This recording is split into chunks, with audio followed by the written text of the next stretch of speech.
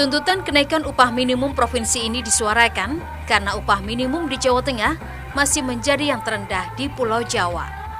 Selain itu, massa buruh juga menyerukan pengesahan Undang-Undang Ketenagakerjaan tanpa Omnibus Law yang berpihak kepada pekerja dan buruh Indonesia. Salah satu buruh yang turun ke jalan mengaku rela hujan-hujanan demi menyuarakan haknya. Menurutnya, upah di Kota Semarang dan Jawa Tengah masih rendah jika dibandingkan dengan provinsi lain di Pulau Jawa. Bertahan karena untuk perubahan upah harus kita perjuangkan. Oh ya Ibu, ini tidak menjadi masalah ya Bu? Justru ini adalah semangat untuk kaum buruh membuktikan bahwa perjuangan tidak akan surut dengan apapun, apalagi hanya hujan. Namanya diberlakukan upah nasional karena bahan kebutuhan pokok itu sama semua harganya. Sementara itu, Koordinator Jaringan Aliansi Buruh Jawa Tengah atau Abjad Aulia Hakim mendesak agar tuntutan kenaikan upah dapat disampaikan kepada Gubernur Jawa Tengah. Pihaknya juga mengusulkan konsep upah yang sudah dirumuskan agar upah Jawa Tengah dapat mengejar provinsi lain yang ada di Jawa dan memangkas disparitas upah yang ada di Jawa Tengah. Jadi kami ingin membuat sebuah terobosan agar upah Jawa Tengah ini bisa mengejar provinsi lain di Jawa, Pulau Jawa. Yang kedua adalah konsep yang kami berikan adalah untuk memangkas disparitas upah yang ada di Jawa Tengah antara Banjarnegara dan Kota Semarang. Karena Banjarnegara itu sekarang 2.100.000, Kota Semarang 3,4 juta. Ini selisih 1.200.000. Yang sebenarnya tahun 2012 itu hanya selisih 200.000, sekarang selisihnya adalah 1.200.000. Ini kesenjangan yang semakin panjang. Selain menuntut kenaikan UMP dan UMK, Abjad juga meminta pemerintah Provinsi Jawa Tengah memperluas penerapan upah minimum sektoral kabupaten kota atau UMSK. Ya, saudara pemirsa, kita berjumpa dalam program Sapa Nusantara selama 30 menit ke depan. Dan kali ini Sapa Nusantara akan bahas terkait dengan dinamika penetapan UMK di Jawa Tengah dan dampaknya terhadap kesejahteraan para buruh.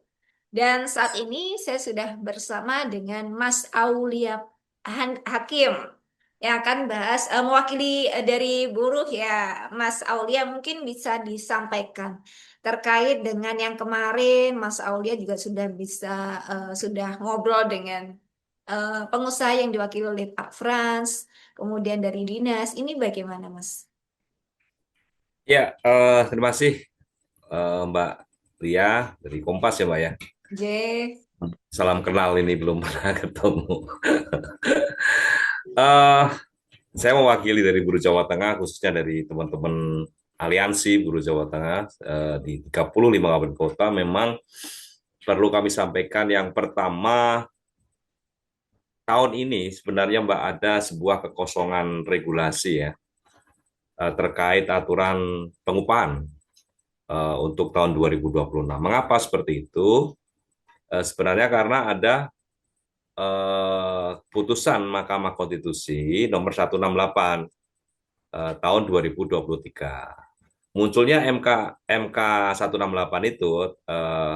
itu karena judicial review dari buruh kepada Undang-Undang Cipta Kerja. Akhirnya dimenangkan oleh buruh dan klaster ketenagakerjaan dikeluarkan dari Cipta Kerja. Dalam amar putusan MK 168 tahun 2023 itu memutuskan bahwa mengamanatkan agar dibentuknya aturan undang-undang baru selama 2 tahun. Nah, dalam aturan undang-undang itu kan ada juga substansi mekanisme penetapan upah. Nah, sampai saat ini DPR itu belum selesai gitu loh, baru berprogres di prolegnas. Nah, akhirnya terjadi kekosongan nih. Ini yang membuat penetapan upah yang harusnya tahun ini untuk tahun 2026 itu bulan November harusnya sudah putus. Untuk UMP tanggal 21, UMK tanggal 30 November. Karena belum adanya regulasi aturan hukumnya sampai saat ini masih terkatung-katung. Iya, yang menjadi ibaratnya yang menjadi penggodokan yang paling lama itu sebenarnya apa sih, Mas? Bukan karena rumus yang kalau Jateng sendiri berapa sih, Mas, indeksnya? 0,7 atau berapa? Ya, yang selanjutnya perlu kami sampaikan terkait dengan kan namanya buruh dengan pengusaha ini kan kepentingannya berbeda sebenarnya kan, ya kan dua kepentingan yang berbeda. Karena pemberi upah dan penerima upah ini pasti berbeda. Makanya kami berharap lewat pemerintahlah bisa membuat sebuah kebijakan yang benar-benar bisa memproteksi dua-duanya, termasuk kalau kami dari buruh ya buruhlah yang diproteksi. Karena apa? Saat ini kan dalam draft RPP yang saat ini kan munculnya rumus yang diambil dari MK 168. Nah, 168 ini membuat sebuah rumus inflasi plus pertumbuhan ekonomi gitu kan dikalikan alfa. Lah ini alfa ini masih menjadi sebuah perdebatan. Ini yang masih kita kaji. Nilai indeks ini sebagai faktor besar kecilnya upah ini di indeksnya ini loh. Oke. Makanya Kalau ini Jateng berapa, Mas, indeksnya? kalau permintaan buruh secara nasional kita minta indeks itu antara maksimal 1. Nah, kita mintanya 1%. Pengusaha mintanya dia mengusulkan, kita mengusulkan 1%, pengusaha mengusulkan 0,1 sampai 0,3. Pemerintah memunculkan 0,2 sampai 0,7. Ini jadi nggak ketemu semua tiga-tiganya. Tapi kalau ada rembugan tripartit kan pasti ada ya, ada titik temunya ya. Berarti cari tengah-tengah. Tapi kalau dari pengusaha mentok nih, Mas, 0,3 maksimalnya Iya, segitu. 0,3. Justru ini menjadi analisa terbalik ketika tahun 2025 Pak Prabowo menetapkan indeksnya itu 0,9. Dalam kondisi makroekonomi menurut kami yang saat ini tidak jauh beda tahun 2025, ini kok malah justru pemerintah menurunkan 0,2 sampai 0,7. Ya kan apalagi pengusaha 0,1 sampai 0,3. Nah, ini menjadi sebuah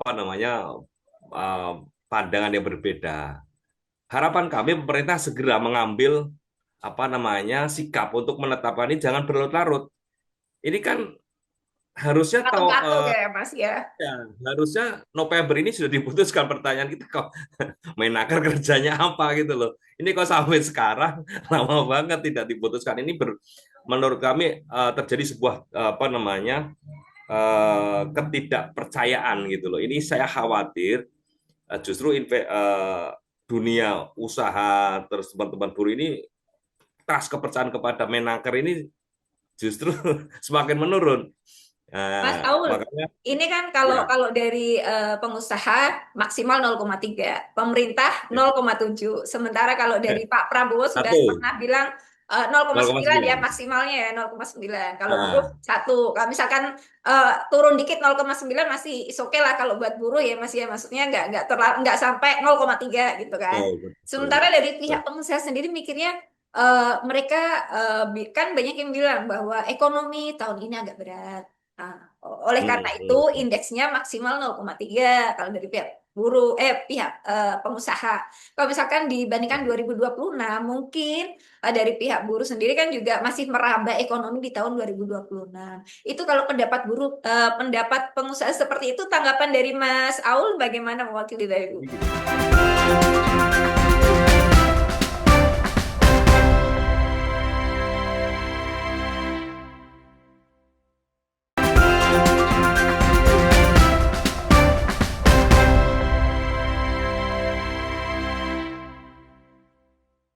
Nah, ini menjadi sebuah diskusi yang menarik ya. Makanya tadi saya memberikan awalan bahwa ini menjadi sebuah kepentingan yang berbeda antara pengusaha dan buruh ini. kalau berbicara dia akan prediksi tahun 2026 bagaimana kondisi perekonomian, perlu diingat bahwa upah ini kan akan juga dipakai 2026. Tetapi surveinya, kalaupun kita menggunakan KL ya, prediksinya kan juga digunakan untuk harusnya tahun 2026, tetapi kan tidak. Ya kan, upah ini sebenarnya begini, Mbak. Kalau kita berdebat dengan pengusaha, dengan teman-teman Apindo misalnya, ini kita kayak kayak debat kusir. Nah, makanya kami punya pandangan sendiri, kami punya rumusan sendiri, kami punya konsep sendiri, pengusaha punya konsep sendiri. Ini nggak bakal bisa apa namanya ya, Memuaskan semua pihak ya Mas ya. betul. Artinya negara lah yang harus segera membuat kondisi tahun ini bisa cepat stabil. Rencananya sih ini Mbak, tanggal 8 kan, tanggal 8 dia mau putuskan tuh OMP. 8 Desember ini ya. Ya, tanggal 15 baru OMK. Jadi sesuai dengan MK 168 sekarang kan ada dua paket ya. UMP dengan UMSP, sektoral provinsi, upah sektoral. Ya, dan yang kedua adalah UMK dan UMSK, upah sektoral kabupaten kota. Ini akan ditetapkan UMP UMSP tanggal 8 Desember, sedangkan UMK UMSK tanggal 15 Desember. Nah, ini yang kami berharap pemerintah ini biar apa ya, bekerja dengan inilah ya, dengan bagus lah, karena saat ini memang konsep kami meminta UMP Jawa Tengah itu kan 3,3 juta, Pak. UMP-nya ya, Oke, yang Jateng ya Mas ya. UMP-nya datang. Jadi untuk upah Banjarnegara, karena Jawa Tengah itu kan tidak mengacu UMP ya, mengacunya UMK. Ketika diputuskan UMP tanggal 8 misalkan besok, berarti dia tidak akan berlaku ketika diputuskan UMK tanggal 15. 15. Nah, untuk UMP itu kami sudah memberikan masukan ke khususnya dengan pemerintah Jawa Tengah, karena beliau nanti Pak Gub yang akan bertanda tangan. Kita meminta UMP itu dasarnya adalah angka yang menjadi awal itu adalah 3,3 juta. Rumusnya apa? Yang pertama, Jawa Tengah ini belum KHL. Ya. Kebutuhan hidup layaknya itu belum tercapai. Nah, mengapa seperti itu? Kami punya data yang sebenarnya itu data yang dimunculkan oleh Kemenaker sendiri tahun 2024. Tapi Betul. ada kekhawatiran dari pengusaha itu dengan semakin tingginya misalkan nanti indeks, yang dikhawatirkan apabila kondisi keuangan perusahaan tidak mendukung itu dan akhirnya terjadi, jangan sampai ya Mas, Dari investasinya.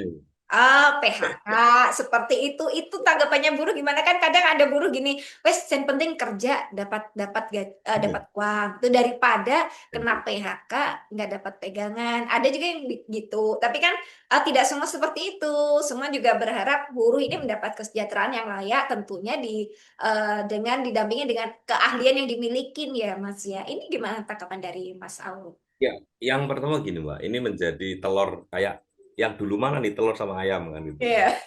Duluan mana telur dan ayam nih? Ya, gitu kan, upaya tinggi dia lari gitu kan. Ya kan. Kalau investornya bagus, upahnya rendah gitu kan, dia tidak akan lari. Data kita tahun 2025 ini angka PHK terbesar itu angka nasional PHK tahun 2025 itu adalah 52 ribu. Dari Januari sampai Juni 2025. Ya kan? Tenaga kerja itu yang ter-PHK tuh, yang terkena pemutusan hubungan kerja. 23%-nya, 23,13%-nya itu ada di Jawa Tengah. Nah, Sekitar 12.000 dari Jawa Tengah penyumbang PHK terbesar. 23. Apa yang ini saya sampaikan, gitu kan? Bukan menjadi faktor utama, gitu kan? Karena upaya tinggi di PHK, gitu kan?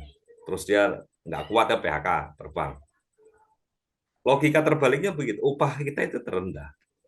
tapi PHK kita paling besar di Jawa Tengah, 12.000 23% tadi ya sampai Mas ya. 23,13%. Oke. Terus kami menganalisa semuanya terkait itu, sudah kami analisa semua.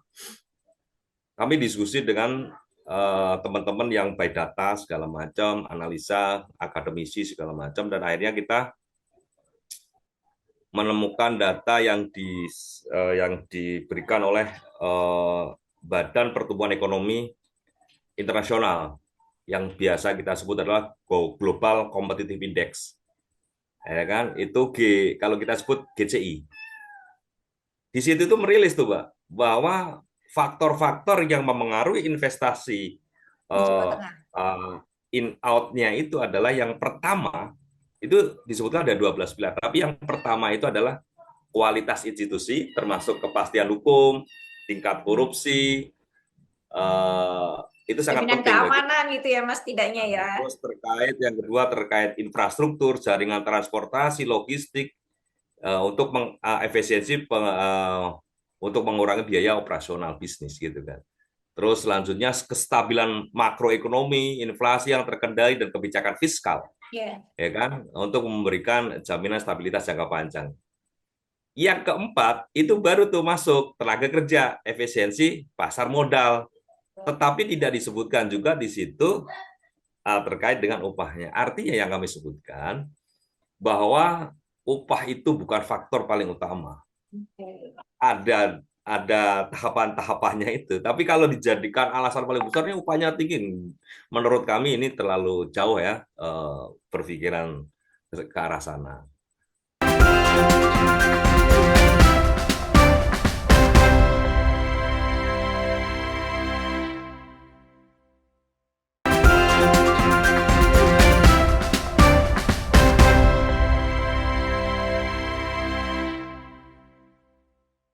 Mungkin itu Mbak yang apa ya, kalau kita Jadi, membuat kalau konsep. pengusaha kan ini ya Mas ya, depannya mereka nanti kalau semakin tinggi kita memberikan gaji pada para buruh, takutnya sampai tengah-tengah jalan nggak nyampe long lasting nih, jadi ada PHK, ada kayak gini gini gini gini. Sementara kalau kita lihat bahwa UMK yang ada di Jawa Tengah ini dibandingkan dengan yang Jawa Barat, Jawa Timur tuh bedanya jauh ya Mas ya. Sehingga banyak investor yang memilih di Jawa Tengah. Itu apakah investor memilih di Jawa Tengah karena memang yang tadi stabil kondisinya, kemudian Ya itu dia tuh. kenyamanannya, atau karena memang mereka Betul. memilih karena memang gaji di Nah, Jawa Tengah ini rendah. Itu menurut ya, Mas ya. Aul pripun? Kalau menurut saya bukan masalah income gitu, masalah gajinya. Memang sekarang Jawa Tengah itu bergerak cepat terkait contoh pengurusan Jim. pendirian izin dari DPMTSP itu tuh sekarang hitungannya udah jam itu kan. Terus terkait dengan kawasan-kawasan itu yang sudah steril mungkin dari apa namanya oknum-oknum. Di situ sudah pada habis lah oknum yang Iya. kadang kalau kita sebut, kalau saya nggak berani ngomong nanti takutnya Sudah mulai ada yang. ramping lah ya Mas, sudah mulai ramping, udah nggak ada itu lagi ya. Ya, betul. Udah Intinya kayak gitu. begitu gitu loh. Karena apa? Saya sempat ketemu diskusi dengan teman-teman pengusaha itu, big boss-nya juga ketemu. Bukan upah sebenarnya, tetapi dia mengatakan kestabilan. Itu dia tertariknya di situ gitu loh.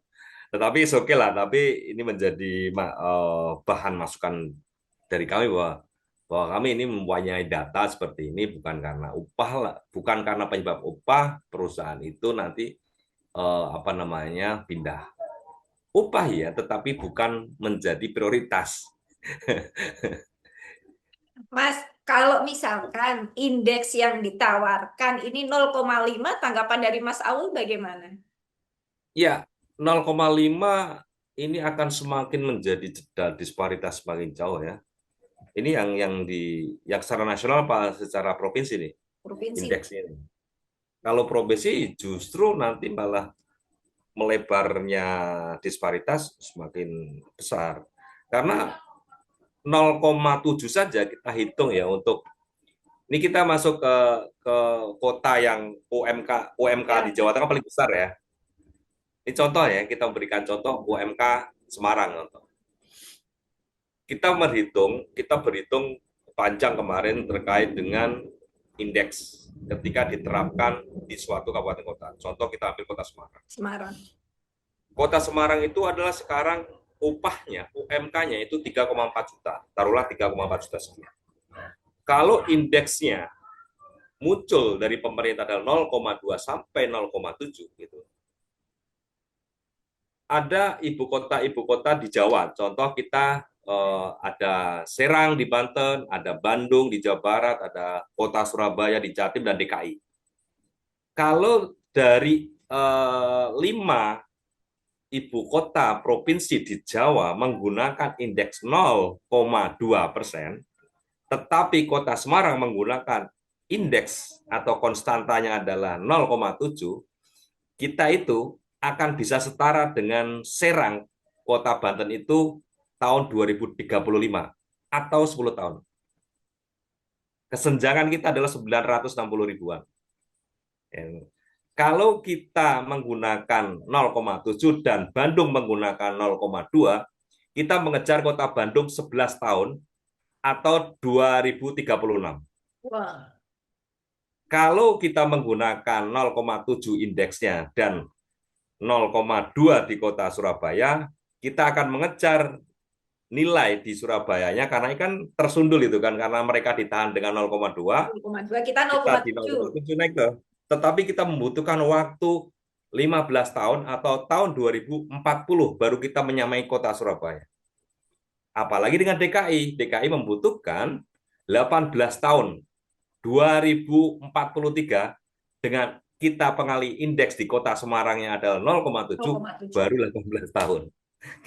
Kita 18 tahun usianya udah 70-an. Ibaratnya larnya ngos-ngosan ya Mas ya. Udah selesai. Ya artinya apalagi ditahan dengan 0,5 yang disampaikan tadi oleh Mbak Lia. 0,5, iya semakin jauh. Semoga nanti tanggal 8 dan tanggal 15 kita lihat hasilnya memuaskan semuanya ya Mas ya. Pihak pengusaha tidak keberatan dan pihak buruh insya Allah kesejahteraannya mulai terjamin. Amin Mas. Doa kita bersama sebenarnya gini Pak. Iya, kita karena ucapan adalah doa kan Mas, jadi diaminin semua. Jadi gini Pak ya, buruh itu, nih boleh cek, buruh itu kalau gajian itu pasti dibelanjakan kok. Iya betul. Kalau dibelanjakan, otomatis dia akan terserap. Ekonomi bergerak. Daya beli akan naik. Itu kan, ketika daya beli naik, pabrik ya payu kan gitu kan. Kalau logika kita yang kadang menjadi debat gosip tadi, ketika perlu teman-teman pengusaha nanti upahnya tinggi lari gitu kan. Tetapi paradigma kita berpikir itu ketika naiknya itu layak, itu kan, dia terserap, roda perekonomian jalan, daya beli meningkat. Kan logika sederhana sebenarnya itu, tetapi kembali itu menjadi kepentingan diambil menjadi kepentingan strategis nasional itu. Jangan menjadi sebuah politisasi di kabupaten kota gitu sebenarnya. Oke. Kan kabupaten kota ini sekarang yang merekom ke Pak Gub kan, ini Pak Gub tinggal tanda tangan. Tetapi Pak Gub juga. Semoga nanti hasilnya memuaskan ya Mas Aul. Memuaskan semua pihak lah. Aja, Mbak. Semoga tetap Jawa Tengah ya sejahtera, kondusif gitu kan. Amin. Oke, amin. Matur suwun Mas Aul atas waktunya, atas perbincangan kita ini. Semoga perbincangan ini bisa menjadi inspirasi dan pihak-pihak terkait ini bisa lebih, ternyata seperti ini. Kita harus saling memberikan masukan, memberikan kritikan, memberikan hal-hal yang bermanfaat buat publik. Setidaknya seperti itu ya Mas Aul ya.